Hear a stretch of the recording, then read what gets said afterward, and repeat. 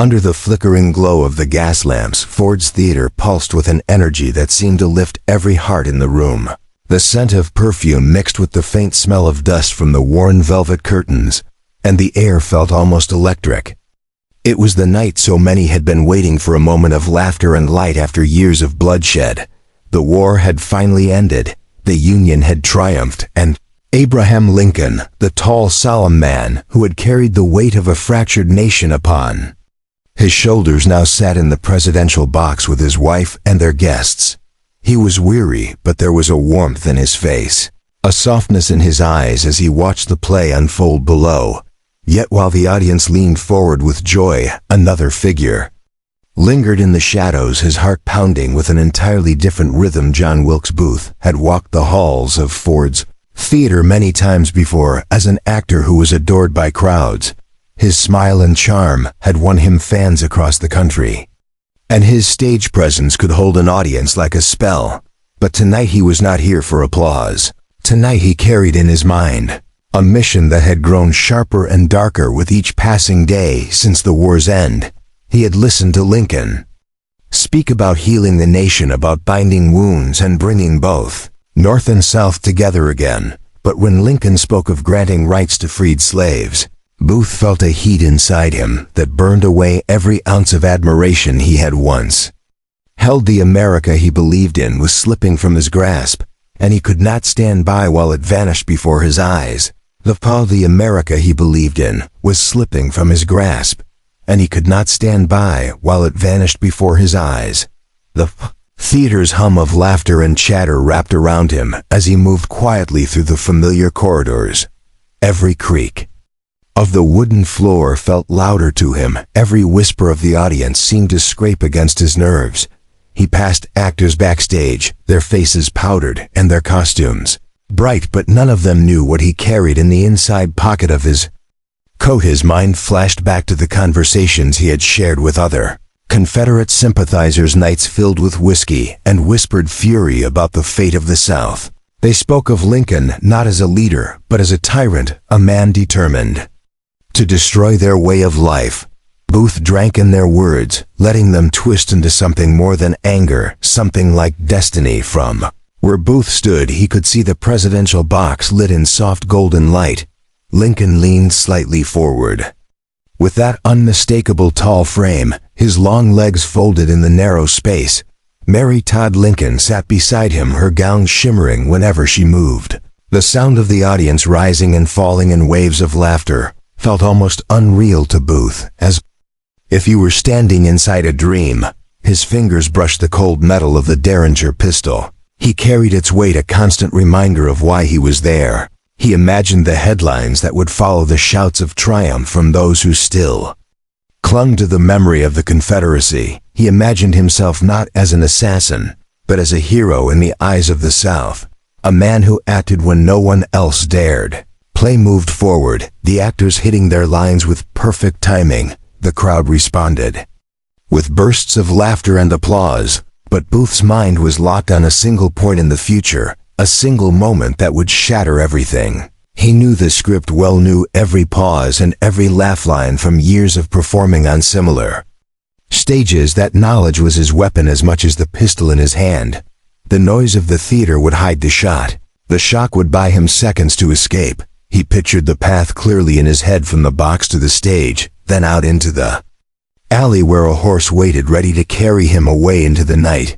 He could feel the sweat on his palms. Though the theater was cool from the evening air, each heartbeat thudded in his ears, drowning out the voices around him. His lips moved without sound, whispering to himself words of resolve, words he had repeated again and again in the days leading up to this night.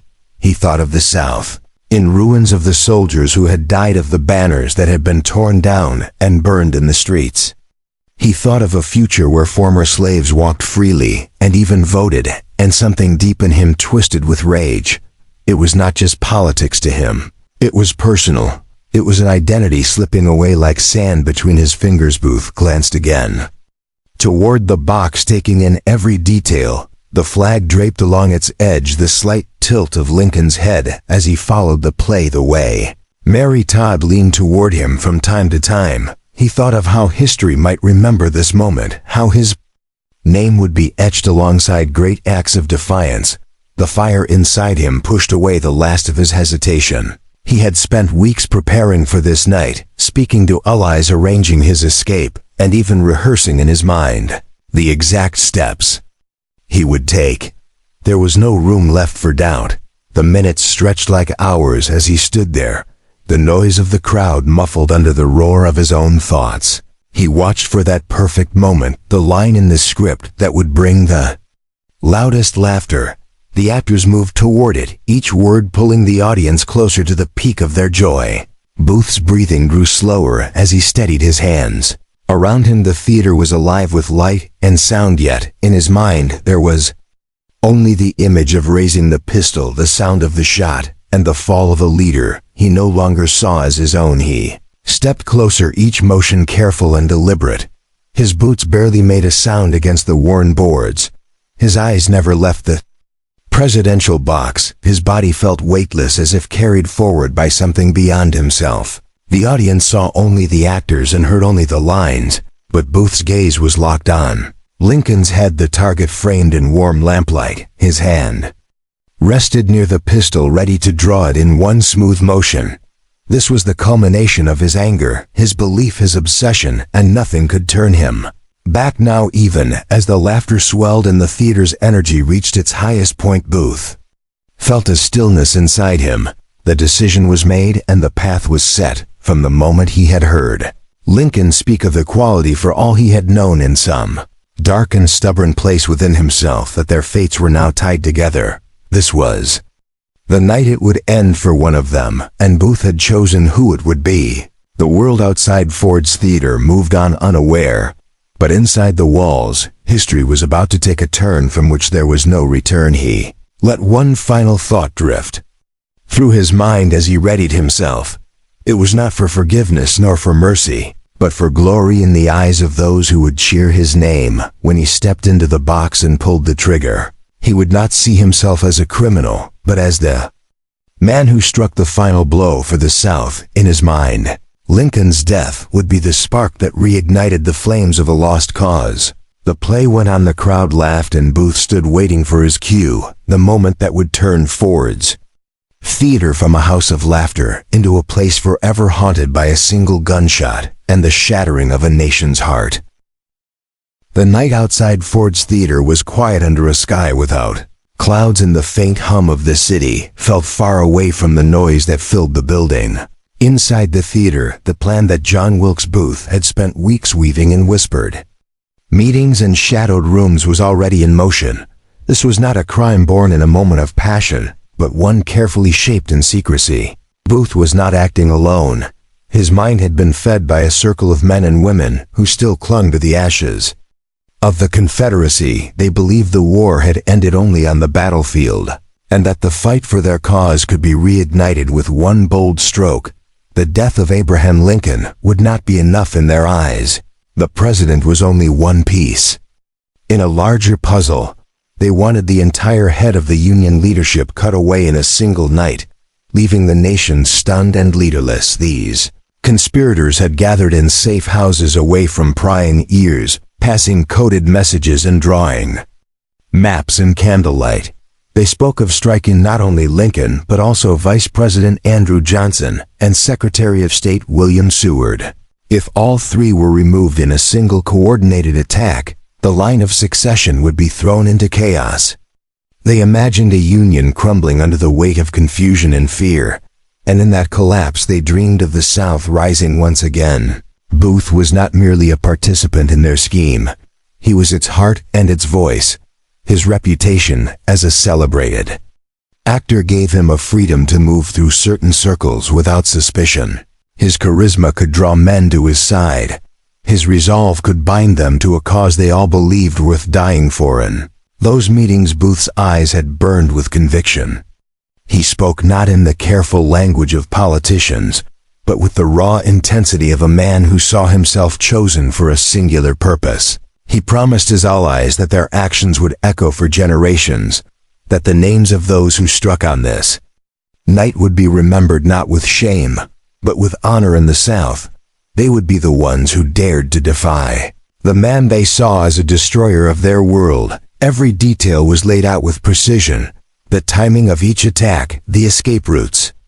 The signals booth's role was clear. He alone would take Lincoln. He knew the theater the way a hunter knows his terrain. He had studied its halls, its doors, its staircases, until every inch felt like an extension of his own body as Booth stood in the wings of the theater watching the play unfold. He thought of his accomplices moving into position. At that very moment, Lewis Powell was preparing to strike at Secretary Seward, who lay ill in bed recovering from a carriage accident. Powell's orders were to kill Seward in his own home, trusting that his weakened state would make the job easier. George Atzerodt was assigned to kill Vice President Johnson, yet doubts about his courage lingered among the group. Booth trusted him enough to give the order, but a shadow of uncertainty remained. All three attacks were to occur in near-perfect unison, ensuring maximum impact before anyone could respond. The brilliance of the plan was also its fragility. If even one part failed, the others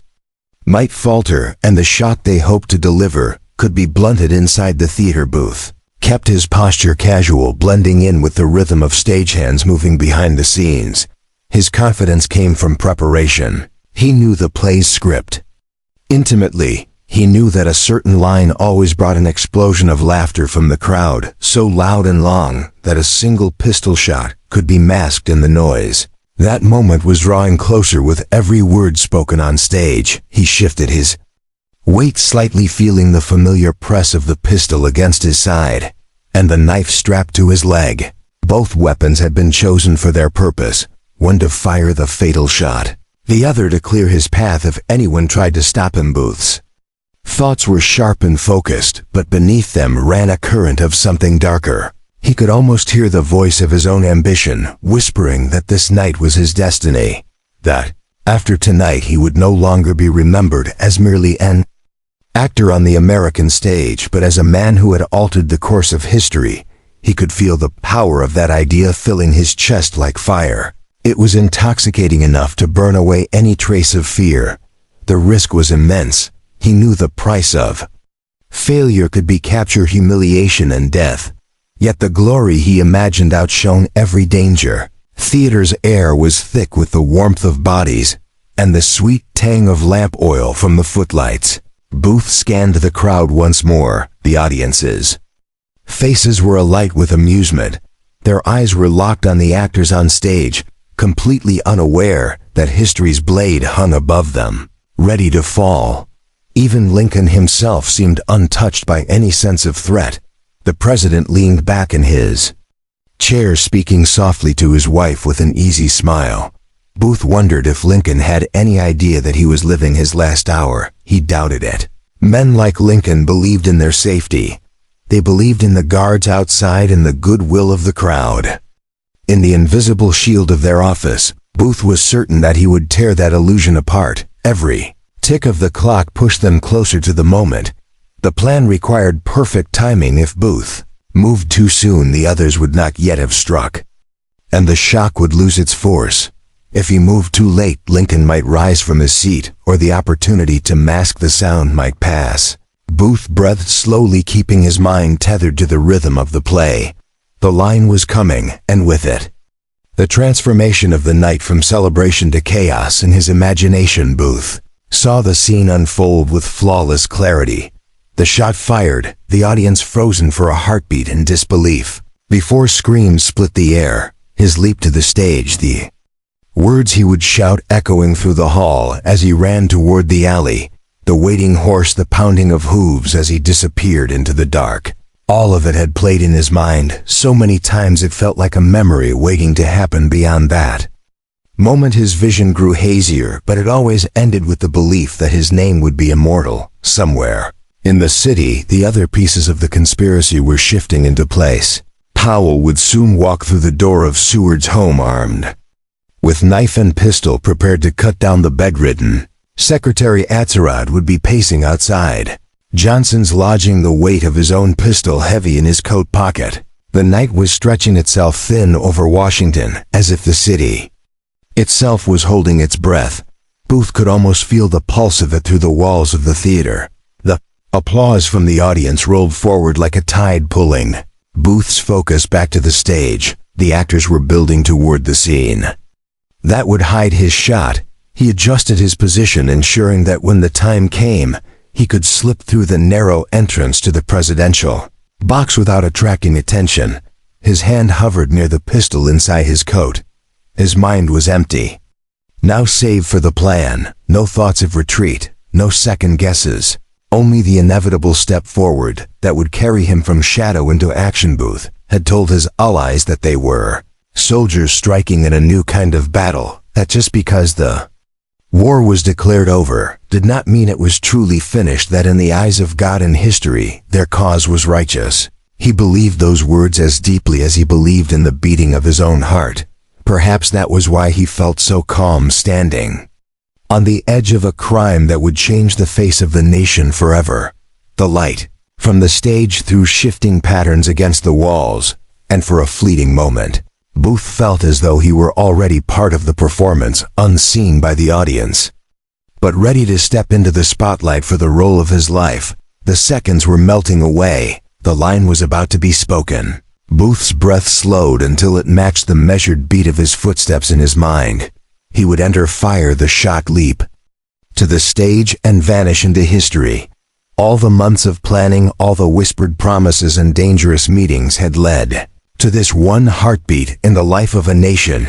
He tightened his grip on the pistol and waited for the laughter to rise high, enough to hide the sound that would mark the beginning of America's darkest night.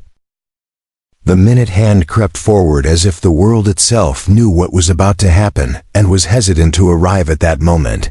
The soft hum of the audience blended with the shifting of feet and the rustle of dresses in the warm air of Ford's theater. The light from the stage bathed the crowd in a glow that seemed almost too serene for the storm that was about to break.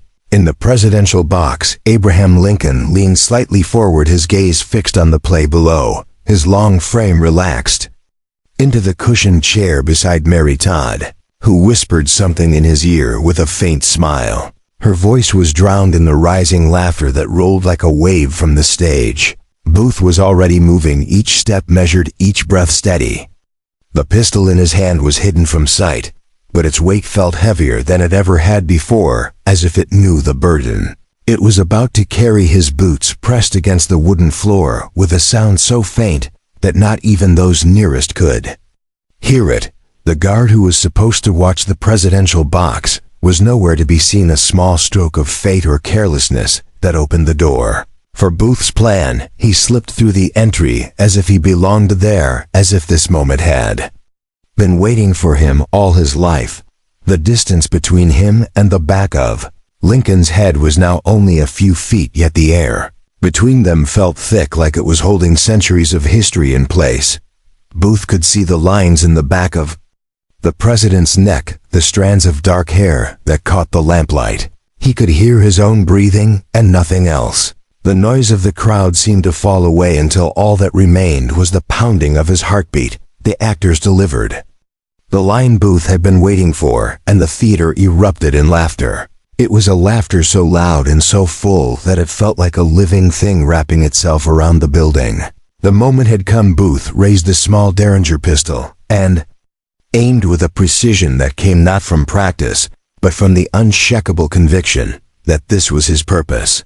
The trigger gave way beneath his finger, and the shot cracked through the air. The sound was sharp, but brief, swallowed almost instantly by the roar of amusement from the audience. Lincoln's head jerked forward, and his body slumped in the chair. Mary Todd turned toward him, confusion giving way to horror as she realized something was terribly wrong. In that instant, Booth's world shifted from stillness to motion. His free hand pulled the knife from his belt, a long, slender blade meant for close quarters. His eyes darted toward Major Henry Rathbone, who sat in the box with the Lincolns. Rathbone lunged forward, trying to grab Booth, but the knife flashed and cut deep into his arm. Blood soaked his sleeve and his grip faltered. Booth tore himself free and turned toward the edge of the box. The flag draped along it seemed to reach for him as his foot caught in its folds. He fell hard to the stage below, the impact shooting pain through his leg, but he pushed himself up in a surge of adrenaline. His voice rang out across the theater with the words he had chosen: Sic semper tyrannis, thus always to tyrants. The audience gasped the words, tearing through the air like a blade. The laughter was gone, replaced by confusion and fear. Some thought it was part of the play. Others were rising from their seats, trying to understand the scene before them. The smell of gunpowder still lingered in the air. Booth's eyes scanned the crowd, but his focus was fixed on the door that led backstage. The limp in his step grew more pronounced as pain spread through his injured leg, but he kept moving, forcing each stride into a sprint. He could hear shouts now, Mary Todd's screams, Rathbone's desperate calls for help. The actors on stage froze, some staring in disbelief, others rushing toward the presidential box as chaos broke open above. Booth disappeared into the maze of hallways he knew so well. His injured leg dragged, but he did not slow. His breath came hard in his chest, yet his mind was fixed on the next step of his escape. Every door he passed, every corner he turned, was part of a path he had rehearsed again and again. In his head behind him, the theater was no longer a place of joy. It had become a scene of panic. Voices cried out for a doctor, for soldiers, for someone to stop the man who had just brought the leader of the nation to the brink of death. Outside, the cool night air hit Booth like a splash of water. He limped toward the alley where his horse waited, stamping its hooves, as if sensing the urgency of the moment. He swung himself into the saddle, his injured leg protesting with a sharp pain, but he bit down on it and forced the animal forward. The sound of hooves striking the cobblestone echoed through the street, each beat carrying him farther from the theater and deeper into the darkness of the city. The wind rushed past his face, but it could not erase the image burned into his mind. The image of Lincoln slumping forward, the deed done, the shot fired. Back inside Ford's theater, the scene was one of madness. Soldiers who had been stationed nearby pushed through the crowd toward the presidential box. The audience spilled into the aisles, some weeping, others shouting orders that no one followed. Dr. Charles Leale, a young army surgeon, was among the first to reach Lincoln. He pressed his fingers to the wound and felt the terrible truth. The bullet had entered behind the president's left ear and lodged deep in his brain. Lincoln was still breathing, but barely. Leal ordered that he be moved carefully to a boarding house across the street. The soldiers lifted him from the chair and carried him through the stunned crowd, who parted in silence, their faces pale in the lamplight. Mary Todd clung to her husband's hand, her sobs breaking through the tense quiet as they laid him in a bed in the small room of the Peterson house. Every sound outside seemed muted now, as if the whole city had drawn in its breath. Booth had vanished into the night, and the hunt for him had begun. But in that room, the only battle was to keep Abraham Lincoln alive. The doctors knew the wound was mortal, but they worked with the urgency of men unwilling to surrender to the inevitable. Every minute Lincoln's breathing grew shallower, and the shadow over the room deepened. Meanwhile, Booth rode through the streets and into the countryside, each mile putting more distance between himself and the theater. His mind replayed the moment of the shot again and again, but not with regret. In his mind, it was the act of a man fulfilling his destiny. His injured leg throbbed with each movement of the horse, but he refused to stop. The plan was still in motion, or so he believed. In other parts of the city, his allies had already made their attempts. Powell had attacked Seward, stabbing him repeatedly, though the secretary would survive. Atzerodt, however, had lost his nerve and fled without making a move against Johnson. Booth did not yet know these details. He rode on in the dark, convinced that all three blows had been struck, and that the Union would wake to a shattered command. The night was cold and the road ahead uncertain, but Booth felt a strange sense of calm. His role was done. His name, he believed, would be etched in the memory of the South as a man who dared to act when others only spoke. The sound of the horses' hooves faded into the stillness of the countryside, leaving behind a city where the greatest crime in American history had just unfolded, a crime whose shadow would stretch far beyond the walls of Ford's theater and into the soul of a grieving nation. The city of Washington lay under a heavy silence in the hours after the gunshot. In Ford's Theater, soldiers galloped through the streets, their shouts echoing against the dark brick walls while lantern light flickered in hurried hands. The news spread not as a whisper, but as a wave breaking across the Capitol. President Lincoln had been shot. The words felt impossible to those who heard them, yet the sight of soldiers moving with such urgency told them it was true at the Peterson House. Across from the theater, the leader of the nation lay unconscious, his breathing shallow, his life slipping further away with each hour. Mary Todd Lincoln sat beside him, gripping his hand, her eyes red from weeping. Around the bed stood doctor's cabinet, members and military officers, all powerless against the wound that no skill could mend. Outside in the cool night, John Wilkes Booth was already miles away, his wounded leg aching with every jolt of the horse beneath him. The chase began almost immediately. A massive manhunt unfolded with soldiers and detectives sent in every direction. Booth's face was etched into wanted posters plastered on every wall. His name was spoken with fury and hatred in the streets. Those who had once admired him as an actor now cursed him as a traitor. The country was not only grieving, it was boiling with rage, and the hunt for the man who had struck down Abraham Lincoln became the single most urgent mission in the land. Booth rode hard through the night, stopping only when the pain in his leg threatened to unseat him. His companion David Harold guided him toward southern Maryland, where they hoped to find shelter among Confederate sympathizers.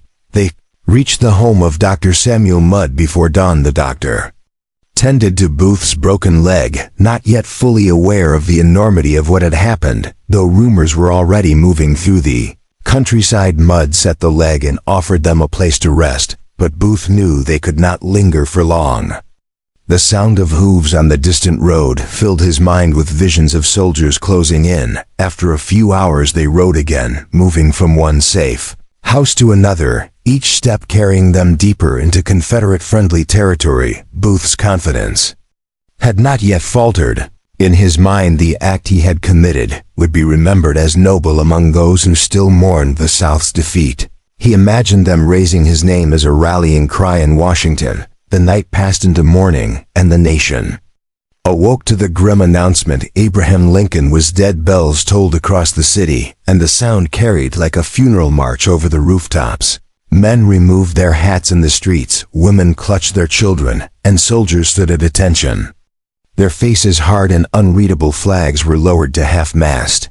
The shock of the assassination had turned into a deep grief that spread from the capital into every town and village. The war had ended only days earlier, but now the peace felt hollow.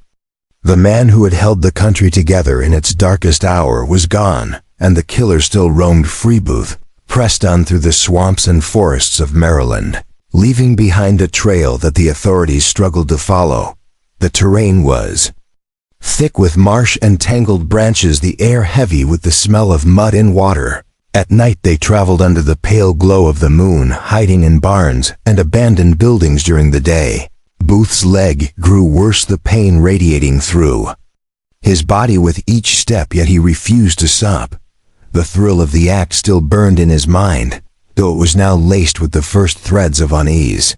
Reports reached him that Atzerodt had failed to attack Johnson, and that Seward had survived Powell's knife wounds. The grand plan to cripple the Union government had already unraveled, but Booth clung to the belief that his strike alone was enough to ignite the cause he cherished. Days dragged on as the manhunt swelled in size. Soldiers swept through farms, questioning every family, searching barns, smokehouses and cellars. Bloodhounds were brought in to track their scent. Union cavalry patrolled the roads, stopping anyone who might be offering aid to the fugitives. Booth's allies began to dwindle. Fear replaced loyalty as the reward for his capture grew. A promise of $25,000 hung over his head like a bounty for the devil himself. In taverns, men spoke of what they would do if they found him. Some wanted to drag him back alive. Others swore they would put a bullet in him on the spot. Booth and Harold finally crossed the Potomac River into Virginia. The journey was perilous, the water cold and dark, the banks lined with shadows that seemed to shift and watch them. Once on Virginia soil, Booth believed they were safe. Confederate territory felt like home ground to him. He could not see that the war's end had changed everything. The old alliances were gone, and even here his name carried the weight of infamy. They found shelter at the farm of Richard Garrett, who allowed them to sleep in his tobacco barn, unaware at first of who they were. Booth tried to rest, but the leg throbbed like a drumbeat, and his mind refused to quiet every sound outside made him reach for his pistol. Every gust of wind sounded like approaching riders on the night of April 26th, 12 days after the assassination. Union soldiers surrounded the Garrett farm. They had tracked Booth and Harold through relentless pursuit, the circle closing tighter with each passing hour. The soldiers demanded their surrender. Harold stepped out from the barn and gave himself up, but Booth refused. He shouted through the wooden walls that he would never be taken alive, that he would die before being paraded through the streets as a prisoner. The soldiers held their position and then ordered the barn set aflame. Flames licked at the dry wood, climbing upward with a roar. The orange light spilled across the farmyard, casting long shadows as the heat pressed inward inside the barn.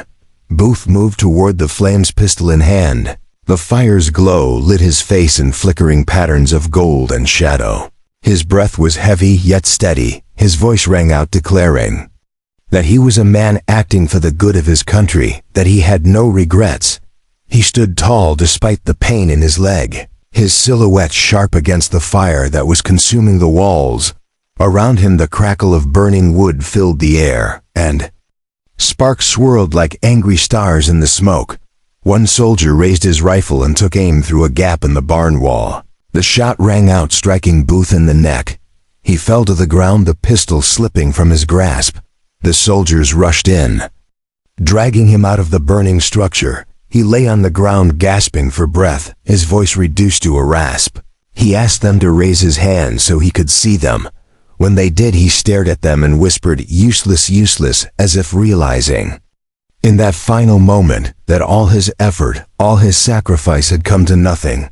The fire behind him raged higher, sending sparks into the night sky. Booth's eyes grew dim, and within moments the man who had believed himself a savior of the South was gone. The news of his death spread quickly, reaching Washington by the next day. Crowds gathered in the streets, some cheering at the end of the fugitive, others speaking in hushed tones about the strange path his life had taken. The nation still mourned Lincoln, whose body had been carried in a slow, solemn procession by train to his home. Lincoln, whose body had been carried in a slow, solemn procession by train to